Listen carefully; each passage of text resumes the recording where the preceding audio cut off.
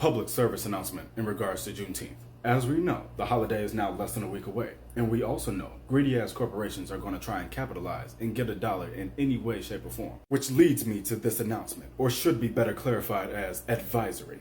If you step foot in any store and you see Juneteenth-related products with nothing but the African flag or African flag colors, do not buy that shit. This is in no way disrespect to our melanated neighbors from the motherland. Because if it's one thing that the black community has been able to piece together with the context clues of history shared in museums and in novels, to map out what all happened during that time period that history books would not tell us in schools, it's the simple fact that the slaves that were finally being freed after the Civil War were not African. They were black. Please allow me to explain Juneteenth in that statement I just made. Slavery was officially abolished on January 1st of 1863 when Lincoln issued the Emancipation Proclamation. Unfortunately, a portion of sore losers, slave owners, decided not to relay that information to their slaves for another 2.5 years, leading to a smaller second batch of slaves to finally find out they were free on June 19th of the year 1865. And honestly, Juneteenth is just the tip of the fucked up iceberg as to what slave owners were capable of when they did not want to give up their slaves. Because there were still slave plantations being discovered and shut down past the year 1865. Kelowna slave plantation in Louisiana was the last recorded discovered in America and shut down, and that was in the 1970s. The only reason those plantations lasted so long was because of how isolated they were in deep forests, and the construction of roads and highways is what led to their exposure. But in that century of slaves finally being freed, there were several factors that they all had in common.